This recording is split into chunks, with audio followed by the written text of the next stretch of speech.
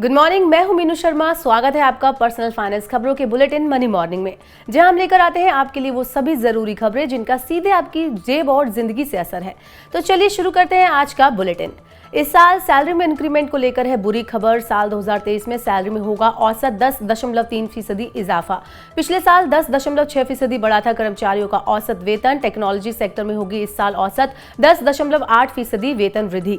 Retail sector में 9.7% ही रहेगी salary. Flipkart इस साल अपने 30% सीनियर एम्प्लॉयज को नहीं बढ़ाएगी सैलरी। फ्लिपकार्ट ने ईमेल कर ग्रेड 10 और उससे ऊपर लेवल के कर्मचारियों को सैलरी हाइक न देने की है जानकारी। बोनस और एम्प्लॉय स्टॉक ऑप्शन अलॉटमेंट को तय योजना के तहत किया जाएगा जारी। लागत घटाकर मुनाफा बढ़ाना चाहती है कंपनी।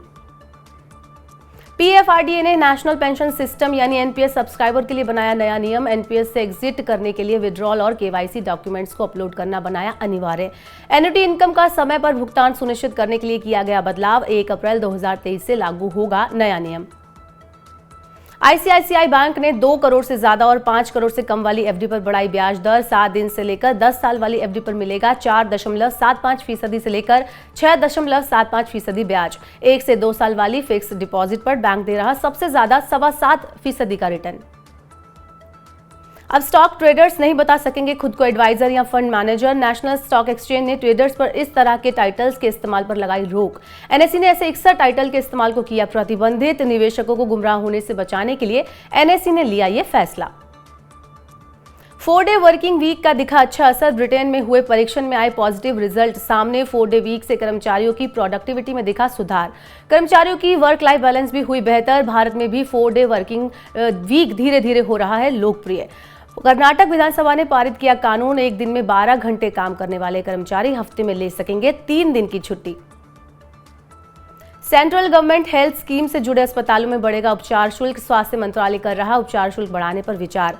सरकार ने आखिरी बार 2014 में किया था इसमें संशोधन। कम शुल्क की वजह से निजी अस्पताल दिखा रहे हैं कम रुचि। सीजीएसएच लाभार्थियों को नहीं मिल पा रही गुणवत्तापूर्ण चिकित्सा सेवा। एनबीआई भीम यूजर्स अपने मोबाइल से सिंगापुर में भेज सकेंगे अब आसानी से पैसे। दोनों देशों ने द्विपक्षीय क्रॉस बॉर्डर पेमेंट को बनाया और ज्यादा सुरक्षित, किफायती और तेज। इससे सिंगापुर में रहने वाले भारतीयों को होगा फायदा। वहां काम करने वाले कर्मचारी और पढ़ने वाले छात्र रियल टाइम पर कर सकेंगे पैसों का लेन देन। पाइप्ड नेचुरल गैस यानी पीएनजी के दाम बढ़े। गुजरात सरकार की कंपनी गुजरात गैस ने कमर्शियल पीएनजी के दाम 1.5 रुपए प्रति यूनिट बढ़ाए। अब इंडस्ट्रियल ग्राहकों को प्रति यूनिट खर्च करने होंगे 49.5 रुपए। अब घर जैसा भोजन उपलब्ध करवाएगी जोमैटो। एवरीडे नाम से शुरू की नई सेवा। जोमैटो के पार्टनर्स पर खाना बनाने वालों के साथ मिलकर करेंगे काम।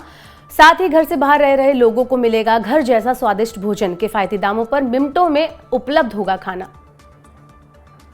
तापमान बढ़ने से गेहूं की फसल पर पड़ सकता है असर। गेहूं का उत्पादन होगा प्रभावित। पैदावार पिछले साल के निचले स्तर के बराबर या उसकी तुलना में कुछ कम होगी। उत्पादन घटने से बढ़ सकती है सरकार की चिंता। गेहूं की कीमतों में तेजी आने से महंगाई बढ़ने का है डर। आम बजट में वित्त मंत्रालय ने की पूंजीगत व्यय बढ़ाने और वित्तीय बाजारों को मजबूत बनाने के उपायों की घोषणा। इससे नौकरियां बढ़ेंगी और आर्थिक वृद्धि में भी तेजी आएगी। वित्त मंत्रालय ने जारी की मासिक आर्थिक समीक्षा। सरकार ने पिछले कुछ सालों में वृत्त आर्थिक स्थिरता पर दिया है जोर। इससे नए वित्त वर्ष में भारतीय अर्थव्यवस्था जोखिमों पर सतर्क रुख अपनाते हुए भरोसे के साथ आगे बढ़ने के लिए है तैयार। बिजली महंगी बनाने वाली कंपनियों को ऊंची दर पर बिजली बेचने की मिली मंजूरी। कंपनियां प्रति यूनिट 50 रुपए तक ले सकेंगी कीमत। केंद्रीय बिजली विनियामक आयोग ने दी मंजूरी। गर्मी के मौसम में निर्बाध आपूर्ति सुनिश्चित करने के लिए एनर्जी एक्सचेंज पर शुरू होगा एक नया सेगमेंट। इसमें 50 रुपए प्रति यूनिट कीमत पर बेची या खरीदी जा सकेगी बिजली। बीआईएस प्रमाणित रिफाइनर्स को 995 और 999 शुद्धता वाले सोने के आभूषणों और सिक्कों के लिए हॉल मार्किंग हुई अनिवार्य। 1 जुलाई 2023 से लागू होंगे नए नियम। सभी असंगठित रिफाइनर्स के लिए 1 जनवरी 2024 से 999 और 995 शुद्धता वाले आभूषण और सिक्कों के लिए हॉल मार्क होगा अनिवार्य। तो आज के लिए मनी मॉर्निंग के बुलेटिन में बस इतना ही। अपने काम की जरूरी खबरें और महत्वपूर्ण खबरें देखने और समझने के लिए सब्सक्राइब करें हमारे यूट्यूब चैनल को और पर्सनल फाइनेंस से जुड़े खास कार्यक्रम देखने के लिए आप मनी 9 के ऐप को भी डाउनलोड जरूर करें। बने रहिए मनी 9 के साथ। नमस्कार।